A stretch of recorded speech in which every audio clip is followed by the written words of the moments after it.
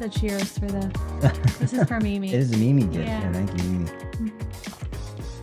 Go Eagles, Super Bowl winners. Well deserved. Go Birds. Go I feel Birds. Like that's all we heard for Go like. Birds. I have some business topics that I want to discuss. Some I came up with, some Lauren came up with, and some have come from other people. The art of building a trustworthy business. A mouthful. That is a mouthful. There is so much about selling, the art of selling, the art of, getting a deal done, and all these different nuances and how to make a sale. And that stuff's super important. I do see getting lost a little bit in people believing in the product that they're selling or the service that they're selling needs to actually be freaking good to sell. You believe in what you're selling. I think everybody can kind of attest to the fact that of like certain times you're involved in a sale and you're being sold and you sense something a little distrusting about the situation, right? You can feel when the other person truly believes like this is going to help you. This can help you. I believe this can help you. As a consumer, do you feel like there's like, I see like, oh, we're going to teach coaching and we're going to do this. And I'm like, you never even have a business. You want to go coach people how to run a business and you've never owned a business in your life. Well, I think there's a lot of saturation in so many different markets that I feel like you have to trust the company and maybe the person who is selling you that product. You definitely do. But my spidey senses like always. Yeah, go up well, anyway. I think that's why when I read that, I'm thinking like that's like it's almost like your spidey senses go off, and some of us go into any sales situation with our guard up because we're just waiting to be screwed. Where's that trap at, right? And it's a shame that it's like that, but I deal with it all the time. And I think us as an organization, the art of building a trustworthy business is believing in our product. John and I had a meeting today. He said something really cool to me, and I actually wish this was recorded. Me too. We were estimating a job, and he said, I really hope they go for this. And he wasn't referencing the sale of the money. He said, I really like this project. I like how creative we had to get to make this work. I'm going to enjoy doing this job. We can be profitable. And I really think the client is going to love the outcome. I'm like, that is a great sales approach because everybody's a winner. Yeah. That I feel when he presents this estimate and reviews this with this client, they are going to feel him being sincere about that sale. Yeah. I think the art of building a trustworthy business is making sure your team who is selling is truly bought in on what they're selling and they believe in the product or service being freaking good. Hiring, firing, and building a rock star team.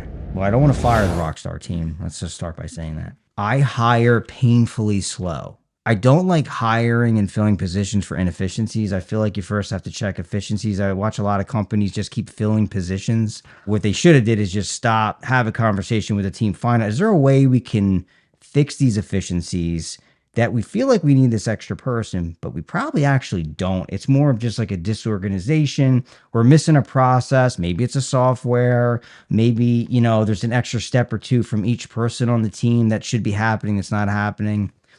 And if that's not fixing it and filling the gap, then maybe it is that you do need this other person. So I'm just a believer in hiring painfully slow. And you've probably heard this, but fire freaking fast. Okay, if something isn't right, not the right person, and it's just like this is not going to work, like it's it. It's got to happen as fast as possible. It's not always easy though, but I think when you make the determination like, oh, I need to let this person go, you have to do it. That is what most good businesses do. They will be very selective on who they're hiring. They're looking for their rock star players, and if they're not, typically you're going pretty quickly. And it doesn't even have to always be an employee. Sometimes it's, another vendor or sometime outside consultant of some kind. So I feel like that's just though assessing the need within the company. Yeah. And then, Yeah. So it maybe takes you a little longer to get there and maybe figure out specifically what is needed. But I think once you get to that, that process for you is not long. Soon as I like reach that, like, Mhm. yeah, like we're all about figuring that Yeah. out. What I don't want to do is if I hire you, I'm really going all in and like I want to give this its all. And if there's a couple little like red flags, and not necessarily like they're bad, they might be great, and they might be a rock star at another organization, but like certain things, I'm like, I don't see this or this working out. And the last thing I want to do is take on this person and sell them the world, and then like 6 months like, hey Tom, this isn't going to work out. Like, I just don't want to do that to people. Yeah. Like, if I hire you, like, just know, man, I believe in you. That's very true. And we are like, I think as a team, we are very close knit. Yeah, And yeah. I think that's a It's like the testament Robert of De what Niro, we the circle thing in the Fockers or whatever, like the circle. With the knowledge you've been given, you are now on the inside of what I like to call the Burns family circle of trust. I'm a believer in someone has to have certain qualities, and if I know I can teach other things, I'm okay that you may not be good at this, you may not be good at this, may not be good at this, but you're great at this, and this, and no one's going to teach you those things. So like, I rather work on the training if you're trainable, and roll the dice on that. They may not have the most experience at certain things. also to add to that, and I feel like I do tell you this all the time, you have the capability of seeing things in people that they don't normally see in themselves. I don't give fluff either. If I truly see something, like, I will relentlessly push someone to continuously keep going, because I absolutely know you can do it, and I will. Yes, I will absolutely push, and I'm not, and I won't let anybody give up on themselves. And I think that's like a team though. That's like, if whether any sports team, right? That's why you have Yeah. a team, right? Like, if someone's running into something, like, hey, listen, bro, like, you got this. Like, you absolutely got this. You're in your head. You got to get out. Keep pushing. You're capable. Marketing that actually works for small business owners. Wow.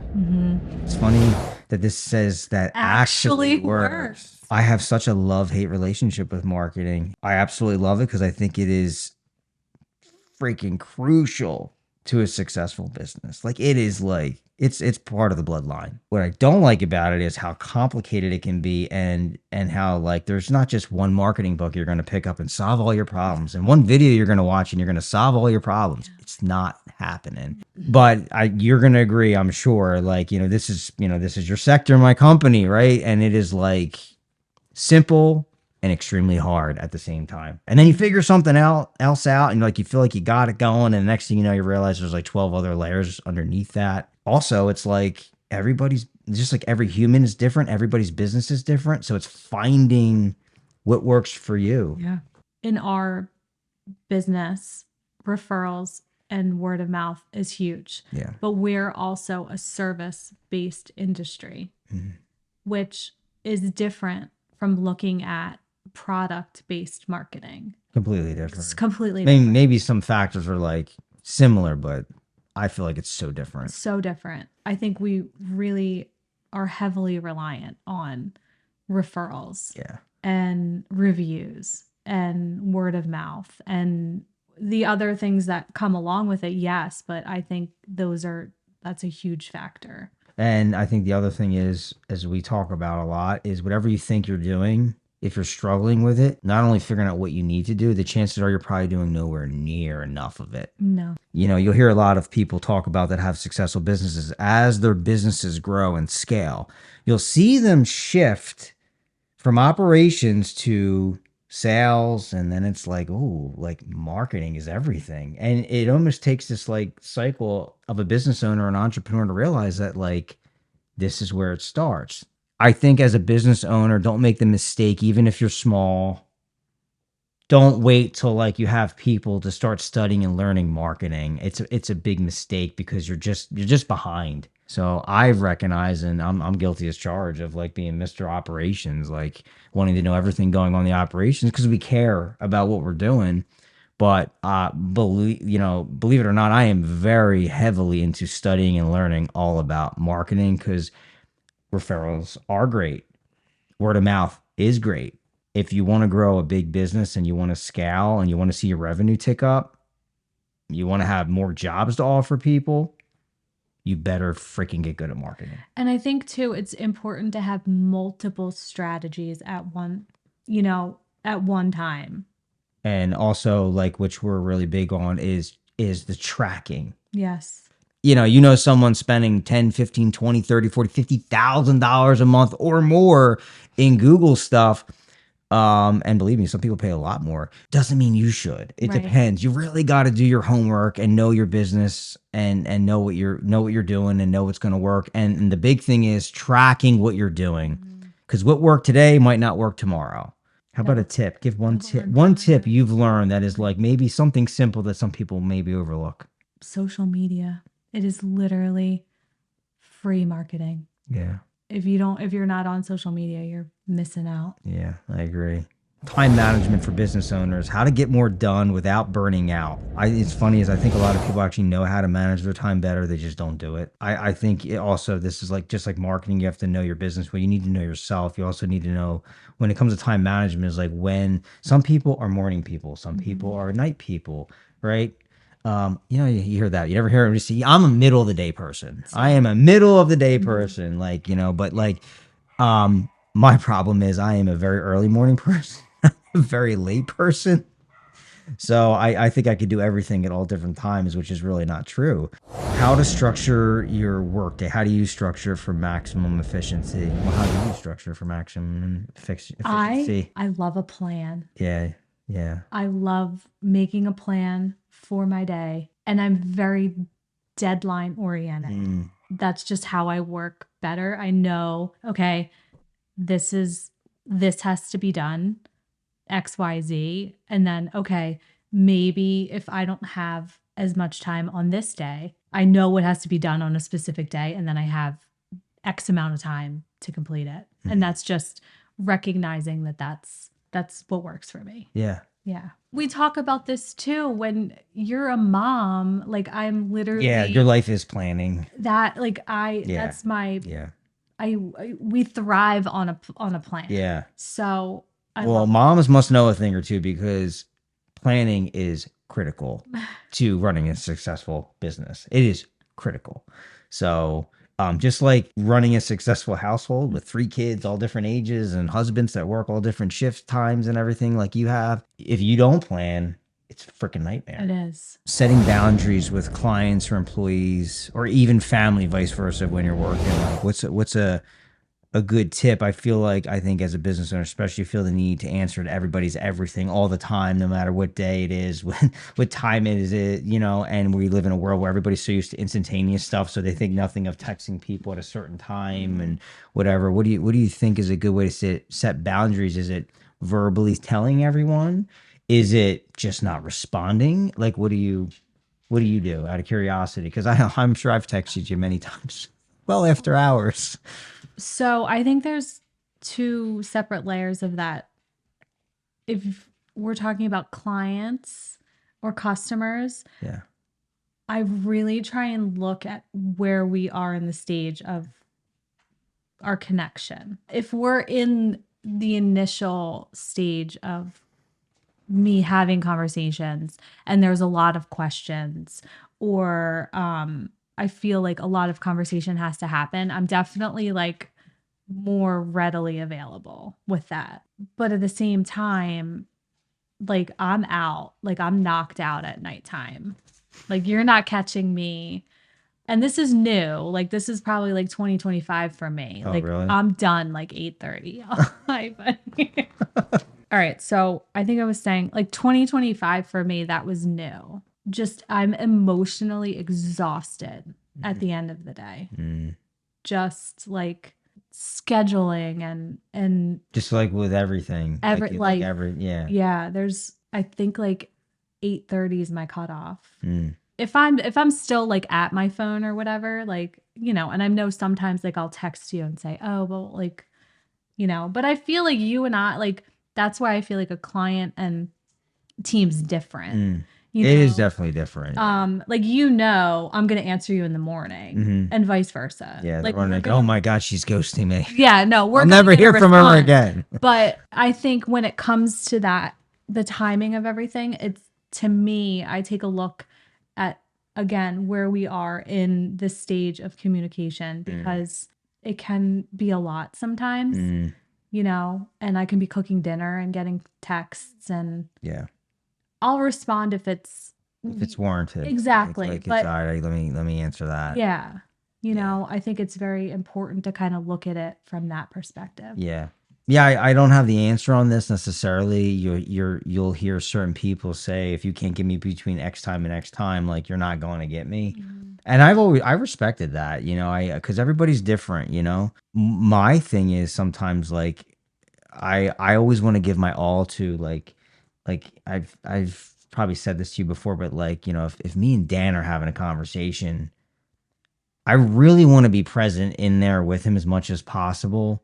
Especially if it's talking about something serious. So if the client's texting and they're asking serious questions, like sometimes it's not in their best interest for you to answer right now. Right. They might be thinking right, but at the same time, it's like, I got to thoroughly think about this because I want to give them the right answer. And just shooting off random information right now isn't helping anybody. And I think with our industry too, like a lot of the conversations with people that we have to have, yes, they're important, but then sometimes people are in professions where they cannot connect with you during the day. Yeah, it's true. We have to have some leniency there. We can't be like, I can't be like 5 o'clock, I'm shutting my phone off. Yeah. And you the same. There's no way. It's impossible. No. And I mean, I think we talk about that a lot. We try to be very helpful to people, their schedules, and we try to accommodate it as best we can, knowing so-and-so doesn't get home from work till 5 o'clock. They might not be able to meet till the evening. They can only meet on a Saturday morning, like whatever. We do the best we can to accommodate. But like, it also depends on your industry. Like realtors, like, man, they're probably busier on weekends than they're busier at nights and weekends than they are during the day sometimes, So it also depends on your industry and recognizing that. Yeah, if you're somebody who likes free weekends and you don't want to be bothered at nighttime, don't go be a realtor. And don't start a business. Yeah. Somebody put here a simple time management tip every business owner should try.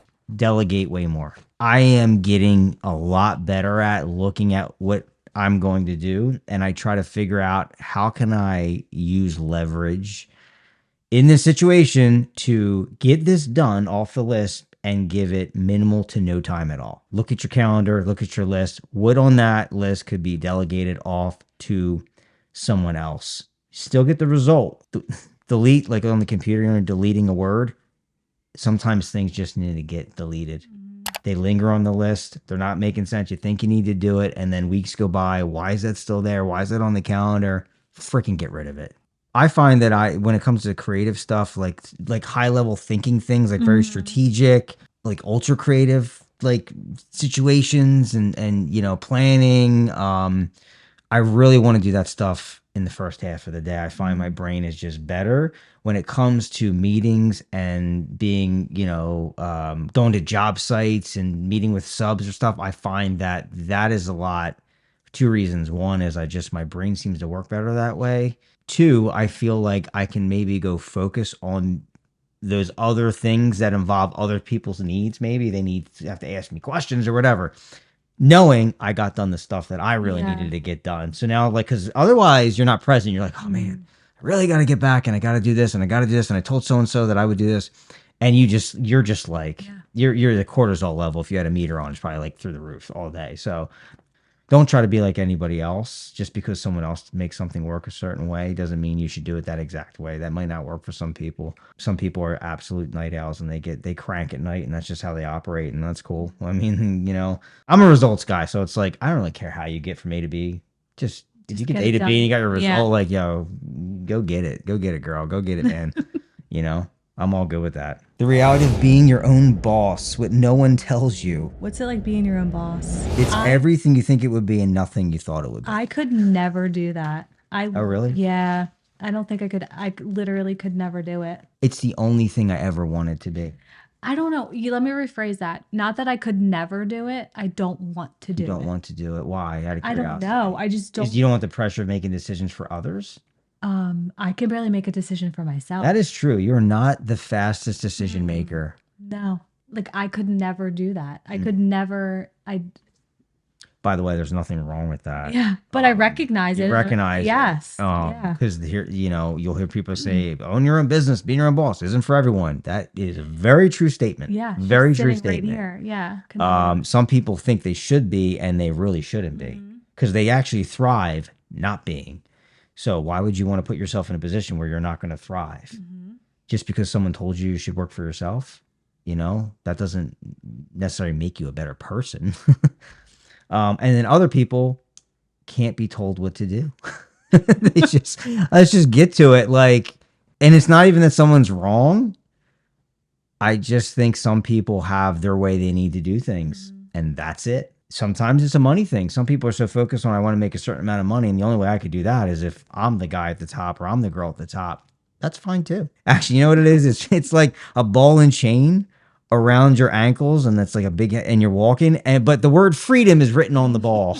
So it's like, it seems like it's freedom, and it's not. You are tied to it a lot, especially if you're not a solopreneur, you're an entrepreneur, you're a business owner, you have people working for you. Your brain is never going to turn off. It's not going to turn off. You're always worried and thinking about the next thing, and what you have to do. So what is the reality of being your own boss? The reality is, it's hard, but also depending on your personality, there's times where it's very fun. It's like a roller coaster. You're petrified, you're having fun, it slows down, it speeds up. It's like a roller coaster. If you like roller coasters, maybe you like business. Oh, how do I handle imposter syndrome and self-doubt? That's actually a really good one. I struggle with that sometimes. Really? Yeah. Not because I feel like I'm being fake. Sometimes you're doing certain things and you think to yourself, do I deserve to be on this playing field? Should I be doing this? What have I done to have this? You feel like an imposter a little bit. You have all these people looking at you for all these answers, and you're thinking who am I to give these answers? I don't think of it as I don't know the answers. Oh no, I'm faking it. But it is hard sometimes. I'll be honest. I do struggle with it to think oh, you're the guy. Some people might think I didn't put enough time. I didn't work hard enough. How could that be possible? What do you do to get yourself out of that? I don't buy into it. Right. Yeah. I don't buy into it. It's there. I think it. I do not buy into it. If you feed negative emotions, you'll notice that they just grow. And they grow because you're freaking feeding them. So kill it. Stop feeding it. Stop watering it. Whatever it is you're doing, and just let it die or let it be there, and just don't buy into it. When passion turns into just work, and how to reignite your motivation. I feel like this is not applicable to you because you are always so passionate about everything. Certain things you might have passion for as your business grows, or your time goes on, they may not serve you the same way they used to, and maybe other things do, and I think that's okay. Well, you pivot and shift, right? You pivot and shift. I didn't have a passion about marketing years ago. Now I'm becoming obsessed with, because you understand the importance of it. Yeah. So I'm much more focused and passionate about marketing than it was years ago. Did I put other things on the back burner because of it? Not necessarily. So I passion shifts, but this is a very common thing as business owners. If you like to cut hair. I love to cut hair. You're cutting hair, and then you get a business, and then you get a shop, and now you have rent, you have utilities, and then you hire people, and you have all these things going wrong, and none of it may have to do with you cutting hair. But that was what you were passionate about. But you're the one thing that I loved, I'm fine. I'm resenting now, and that's a good time to stop and really think about what's going on. Maybe you shouldn't. Maybe you should be someone who just has a chair at another salon, and you're just doing your deal, and this isn't for you, and that's cool. Or maybe you're just going about things the wrong way. Maybe you don't know how to run a business. Maybe you should learn more about business and realize oh man, I'm giving way too much. I'm not leveraging anybody's anything. I'm trying to be everybody's everything, and I'm depleted. And when my clients come in, I want to give them a big smile, and I'm just thankful to get to the end of the day. Yeah. That's a problem, because now your passion, turned to junk, and that's no good. You may still be very passionate about cutting hair. You just got to get back to that. I love going into the field. You know this about me. Other people let's do the podcast in the middle of the day. I'm I'm not doing the middle of the day. I can't do it in the middle of the day. I got to get, there's a point. I want to get out to my jobs. I want to see my jobs. I want to meet the subs and stuff. that is where I get my passion reignited. When I have my boots on the ground, I'm standing in a structure that we designed, we built, a property we found, went through blood, sweat, and tears, literally to get, to get this going. Like it's a reminder of like, oh, that's why I do this. You have to like make sure you let yourself have those moments and remind yourself, why am I doing this? Like, what is it that I'm passionate about? Oh yeah, that's it. Financial stressors that most business owners don't expect. It's like going to the grocery store where you think you're going to spend $100 and you wonder why your bill's $375. That's owning a business. Yeah. That's Where there's like, or like when you're paying a bill and then, or like, oh, you see, you're buying one thing and then you're paying for it. And then it was like this service fee and then this, and then we're where going did to all add these fees this. come from? And then we're going to add that, like, Everything's a fee. That's the key. That's how we keep the lights on. We keep yeah, the lights on. it's a fee. It's a fee. There's a It's a fee to keep the lights on. There's a fee for that. Yeah, there's a fee. There's two different things here, the way this was written. So financial pressure is one thing and uncertainty is another thing. When you work for someone, you get your check, however it's scheduled to be, whether it's direct deposit, biweekly, weekly, whatever it is, like you're kind of just counting on that check, right? Business owners, it doesn't necessarily work like that. And you're always worried about the next job, the next job, the next job, the next project, the next sale, because your money comes from you, right? And your team performing and bringing in this money. So that is uncertainty. And I'll be honest, I don't know if that ever goes away. You have to be a little okay with the unknown if you want to own a business. Yeah. Because what works today and how it works today may not always work. What you pay yourself today, you may say, hey, look, we're scaling up to do that. Like, I got to cut back on certain things. You actually have to sometimes go backwards to make major steps forwards. And that's, that's part of it, at least in my experience. I mean, maybe other people just, there is, it's hockey stick and it's just all the way up. Maybe, I don't know. For me, it's not always like that. Dealing with financial pressure in a business. And I say this all the time to my team, was like, because I know people that have big businesses and, access to lots of capital, and they have both of these happen all the time: financial pressure and uncertainty. And you'll look at these companies, you're like, my God, you guys are like where I wish I could be. They're still dealing with the same stuff on a different scale. So it's a matter of like, how do you get good at it? If you had setbacks, how can we avoid those setbacks? Also, like, there's things out of your control, like market shifts and stuff like that. Okay, it's uncertainty. You have to be able to shift and pivot. So, I mean, dealing with it is learning how to deal with it is the only way to deal with it, and just continuously get better and better. I mean, and there's probably a lot of like very good fundamental advice you can easily pick up by Googling or a book, right, on how to run a better business financially. But the reality is, no matter how good you are, if you want to continuously grow, you're going to have financial pressure and you're going to have uncertainty. That's just being real. Have you ever made a financial mistake that taught you a big lesson? Oh, geez, this podcast isn't long enough for that. When I first went on my own, I had an opportunity to flip a house. It would be the first house I was actually buying and renovating and selling. Very, very early on, I was under the mentality like, oh, if you just buy it and make it nice, it'll sell. And the house was done and it was beautiful. And it just was in kind of an up and coming and just not quite their area. And I just overshot my numbers. And the house sat there and sat there and sat there and sat there. And it was this beautiful house. I ended up losing like maybe, I don't know, $30,000, $40,000 on this. And mind you, this is at a time where that was a lot of money to me at the time. I remember being like very upset. And I also remember getting it over super quick, because I remember I woke up one morning and I was like, well, I learned what not to do, and just assume just because a house is nice that you bought, that you made nice anyway, oh, it's just going to sell. No. A lot of research should have went into the area. I didn't study it enough. I didn't figure these things out. I paid too much for the property. Didn't know what I should have paid. So looking back, I am beyond grateful that that happened. You can't go to college and learn what I learned by that experience. I had nobody to save me. Nobody's thrown me money like to help me get out of it. I had to deal with it from start to finish. And that is a blessing. So sometimes these financial pressures or stresses can teach you lessons that you will have forever and can now even help other people maybe avoid.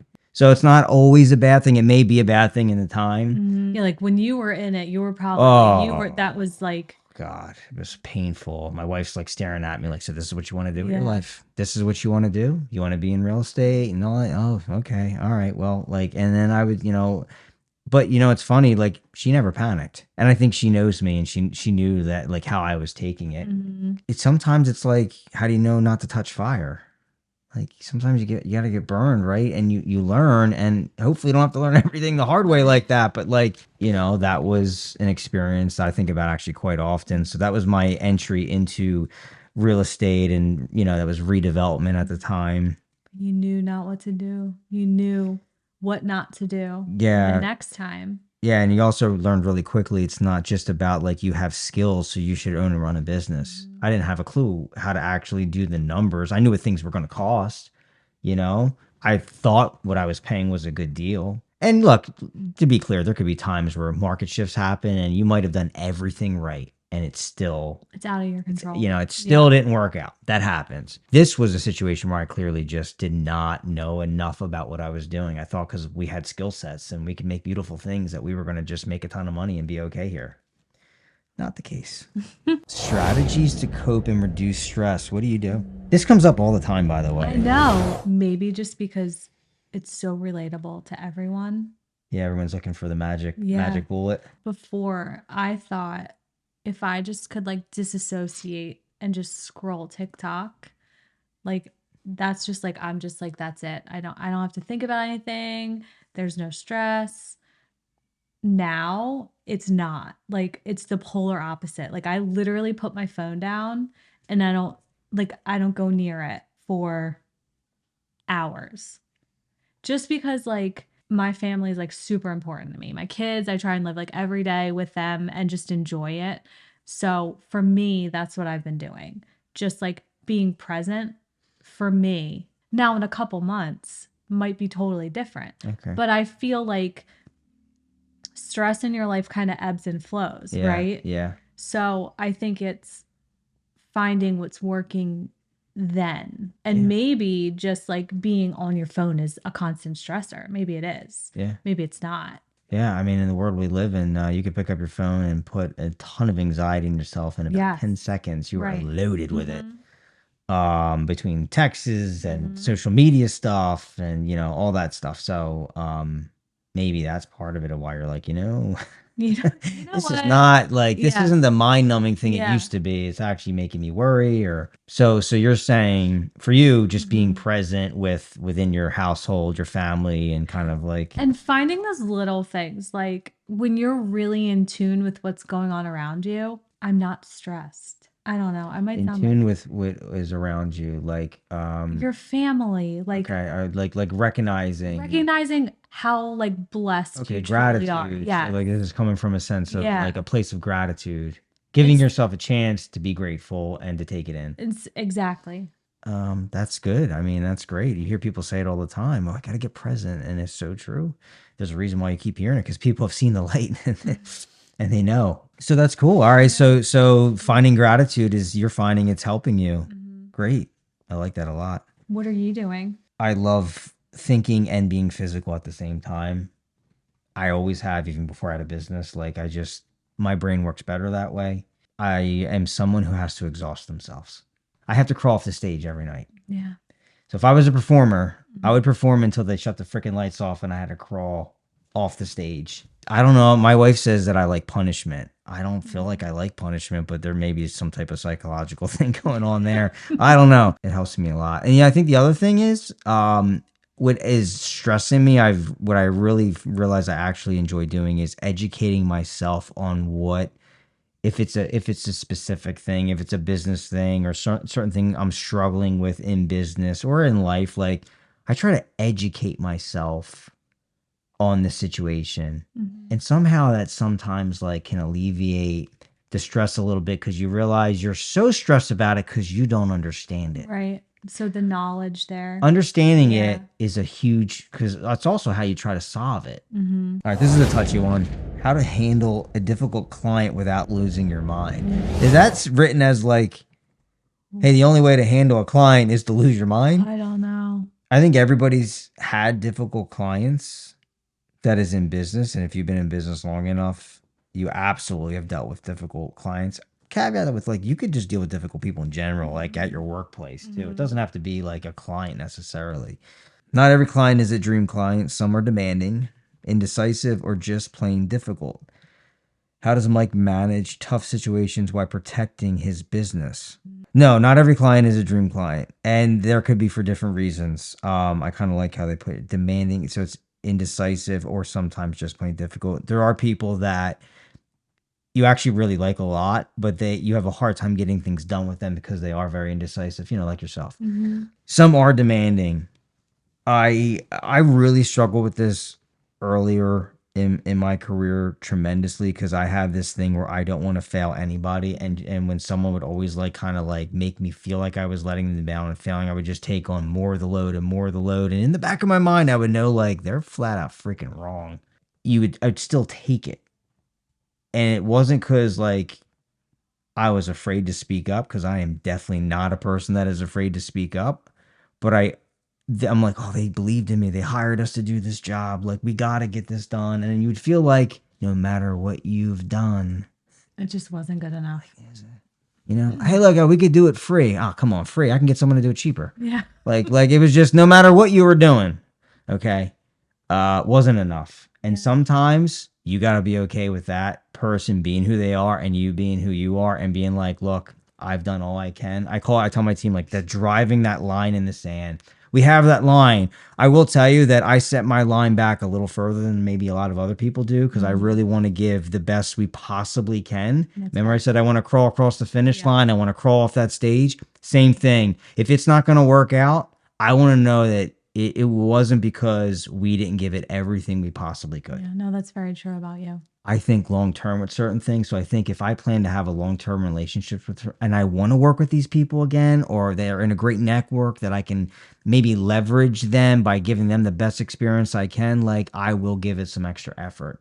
And then there are people that they could give me endless amounts of money to build for them, and I would tell them flat out, no, absolutely not. Under no circumstance am I interested in doing work for you.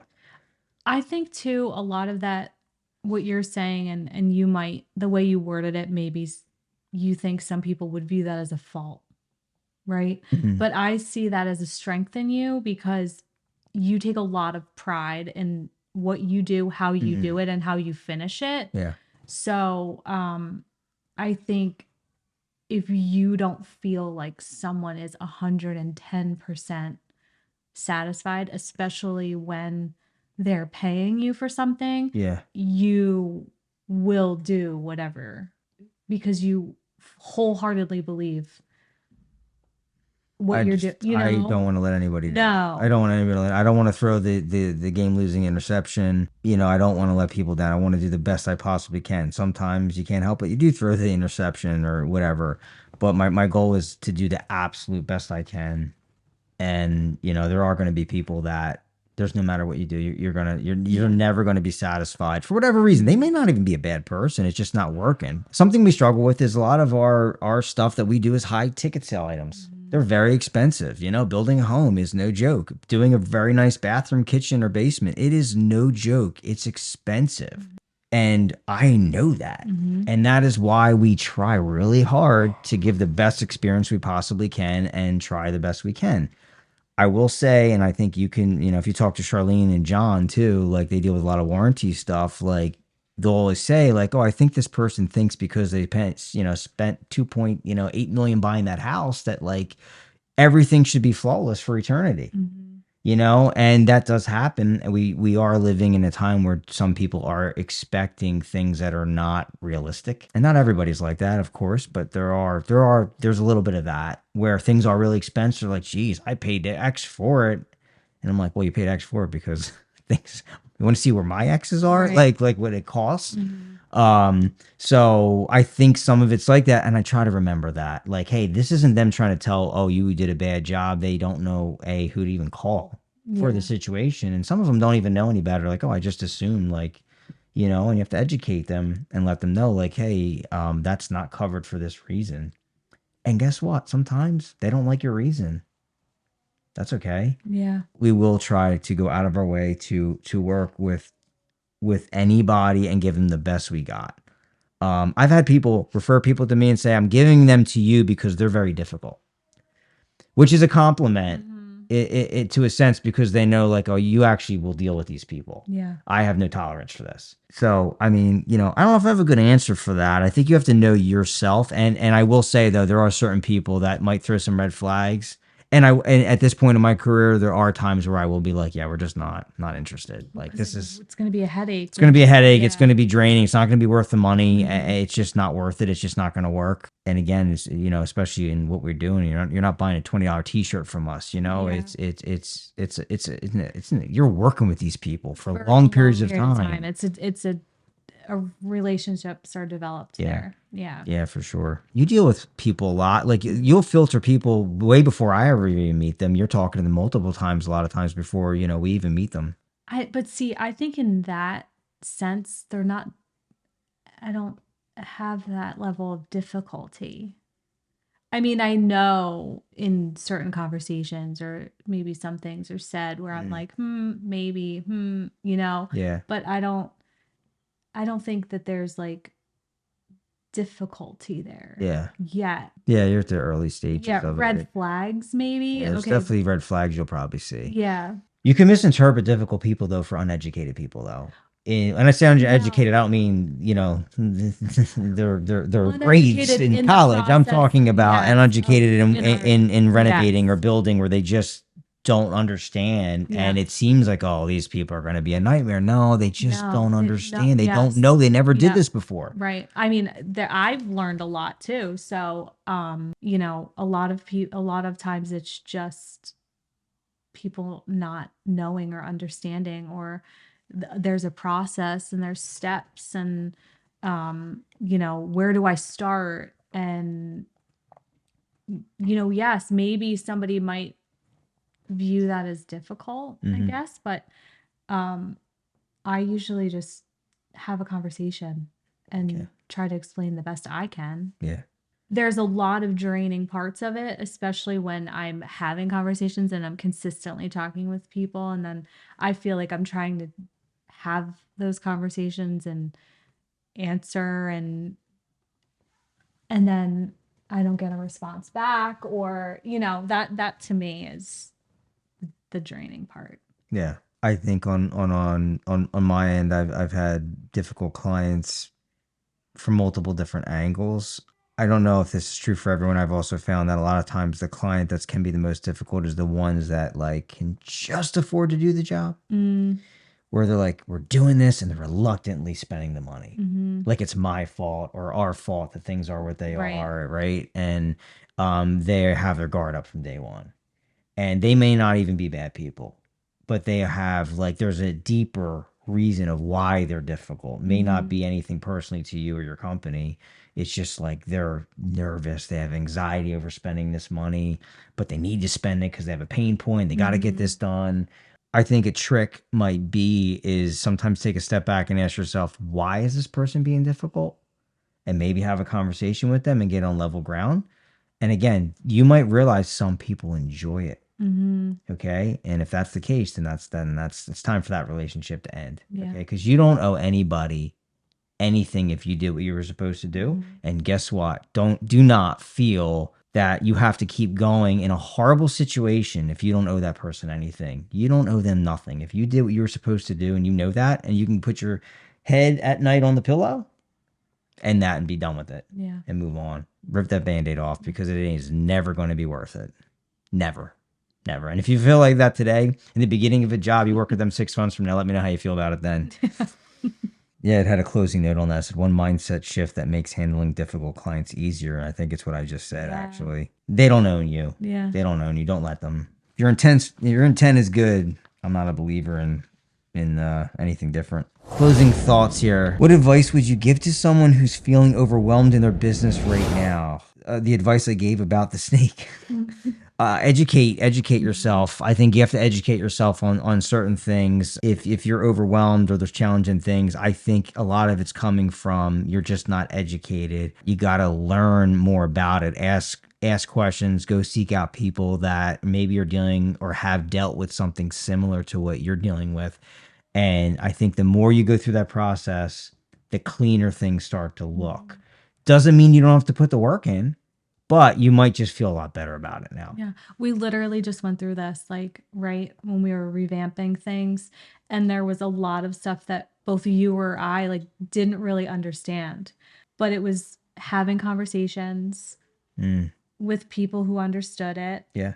It's finding the information and educating ourselves, whether it was a YouTube video that we were watching, whether it was like tuning into another podcast, Yeah. or I feel like that's so important. Yeah. And you are always like, you're a book guy. I'm not a book gal, but I feel like there's finding that avenue. You are always consistently trying to teach yourself something. Literally, we just did. went through this. We did. How bad do you want to solve the problem? How bad do you want to solve the pain point? That's what it comes down to. And if you really are into it, educate yourself about it. And there's a lot of information out there. And I think it's important to note that you need to recognize what is going to fit the needs of your business specifically. Yeah. Yeah. That's a really, really good point. There is so much information, actually, to the point where it paralyzes people. I think we've all been in that situation where you're like, you just can't stop reading this. You read this and you convince yourself of one thing, and the next thing you know, someone said, "Oh, don't do that," and like now you're like back to like, I don't know what the f to do. Yeah. And there's only one good way, maybe around that. It is going through the process, and it's like a maze, right? Like where you hit a dead end. All right, go back this way again. We did that multiple times. On different things, like just in one specific area. We and it wasn't like a roadblock. It was just, okay, wait, do we want to do it this way? No. Let's reverse. And and that's okay. It's part of the process. Yeah. I think some people that might come to work with me the first time, or people that are working with, they might think, oh man, Mike changes his mind a lot. I'm not really changing my mind. The ultimate outcome of what I'm trying to achieve is still what I'm going for. I'll just recognize like, okay, I thought that's what we were going to need to do, but I quickly realized this is why we can't do that. We hit a dead end there, or we're about to hit a dead end, and let's not do that. And let's shift now before it's extra work to get out of this, or we spend extra amount of dollars that we didn't need to learn this lesson. I think sometimes, because I've struggled with, I don't want to tell them again, because they're going to be like, oh my God, this guy's all over the place. I can't keep up. He's changing his mind again. I think though, you recognize that like, oh, this is like, it's not necessarily constantly changing direction and abandoning the one thing after another. It's like, we're trying to get to this, and it's just not always linear. Yeah. And I think it's important to have someone that you can have those conversations with, right? Yeah, absolutely. Yeah. Oh my God, you're going to go crazy if you don't. Stress is a part of the journey, but does it have to control you? No, it doesn't. I think we all know the answer to that. It's hard to alleviate it. And I think it is a matter of finding out what works for you. And also, I think it's important to note, not all stress is bad. Sometimes you might be really stressed about something and realize like, well, why is this stressful? Like, why am I having this stress? And it could be because like, well, I'm trying to get better at this, or whatever it may be. And it may be for a really good reason. Like, that's a good stress. There's other stresses that are horrible stresses that are unbelievably depleting, like black hole stresses. So also recognize what the stress is really, really important. See problems and stresses for what they are. Do not make them worse than they are. They don't need to be less. Just see them for what they are. Because we tend to see one thing and we're like, oh my God, oh my God. And our brain goes all over the place. I'll see one email. I'm like, oh my God, there goes $100,000. Oh my God. And you go right to these places, and it's like, you got to stop and see things for what they are. If you could go back in time, what would you do differently to reduce stress from the start? Reading about all the stress actually is, I know, it's officially stressed me out. I tell you what I would do, maybe not to reduce. I don't think you reduce stress. You could reduce stress. Stress is always going to be there. If you're doing something worth doing, you're going to be stressed out. Okay. You're going to have stresses. If it's worth doing, it's absolutely going to have stress. So be okay with it. Some people thrive with a high stress. Yeah, they do. Yeah. Some people do. Some people, they want the clock running down and down the 3 points and stuff like that. That's when they play their best. I think you have to remind yourself it's a long game, and you like, is this one thing going to define the whole book? Is the whole book going to be defined by just this?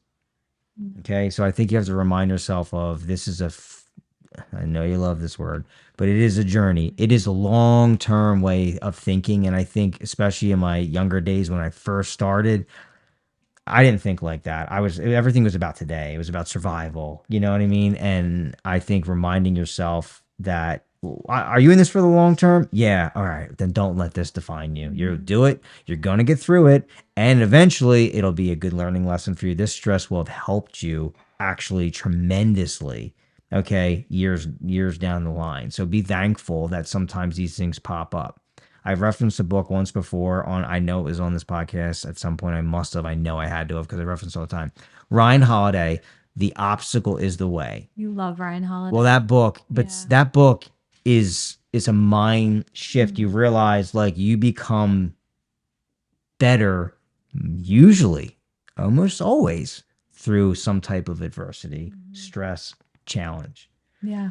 And it's hard when you're in the moment. It's a really good book. If you want to learn how to deal with stress, that is a really, really good book that could help a lot. I'm starting to like dabble with an Audible book, and it's Mel Robbins' Let Them. Mel Robbins is terrific. And I could listen to her forever. Mhm. And the way she hooked me in was those short little, because you know that like my attention span is very, very short.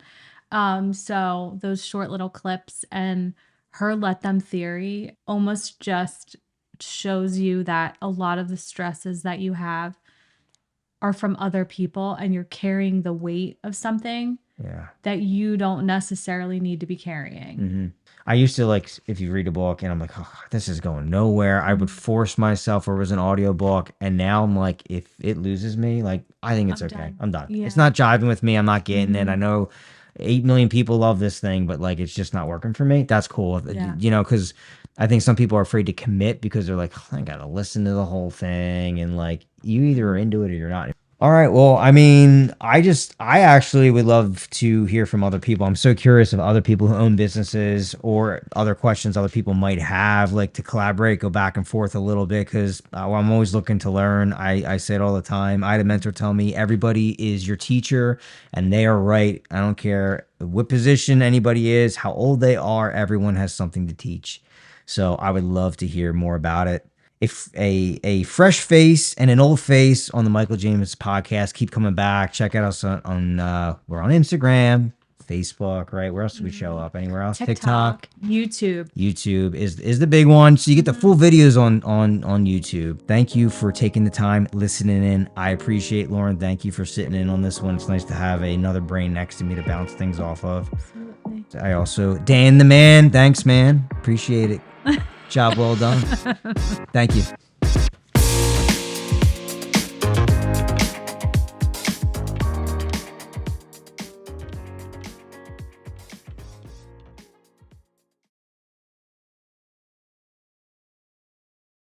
Understanding it is a huge, because that's also how you try to solve it. Quick example is my daughter Katerina is petrified of snakes. I mean, pass out petrified. And we had this one snake like go through the backyard once, and I'm talking like a super small snake. Like and a she's like, garden. we don't have snakes here. I'm like, okay, a couple things. Snakes are freaking everywhere. You just don't see them. And I don't personally like snakes either. It was very dry at the time, and I think they were going different paths and doing things. We didn't get rain this past summer or whatever it was. Like, it just like wasn't raining forever. And I think a lot of animals were kind of like, you know, scavenging in areas that they didn't typically. So anyways, long story short, I was like, oh man, how do we keep a snake out of here? I was like, I don't know, honey. Like, and I started researching it because it was bothering me. I'm like, oh my God, my daughter won't even go out in the backyard. She would not go outside. I didn't know that about her. Oh yeah.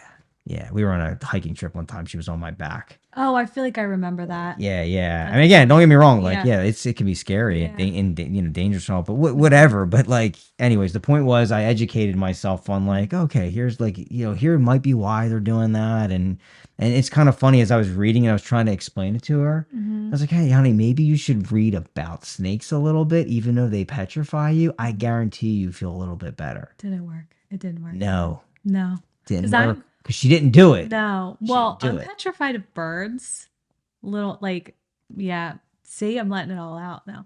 But Petrified of birds. yes. And What I has a was bird done to you? I was bit like as a By a by a bird? bird when I was younger.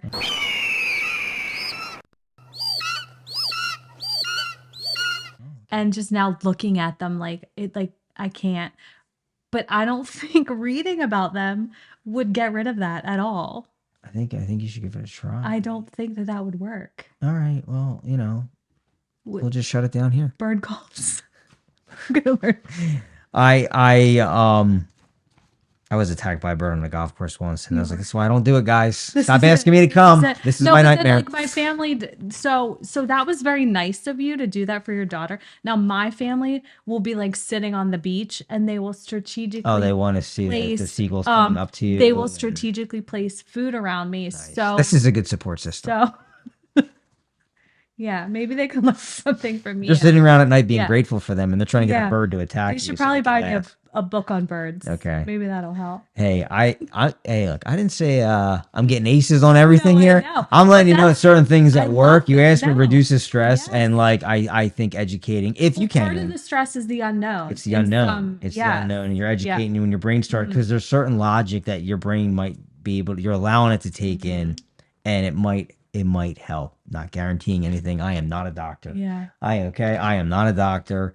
getting that kid. I'm just telling you something that helps. No, And that that's- recently, in like yeah. the last year or so, I realized like, okay, let me look into this. How can I learn more about this? And maybe that'll help. Mm-hmm. Or like, who wants to be a phone a friend? Phone a friend.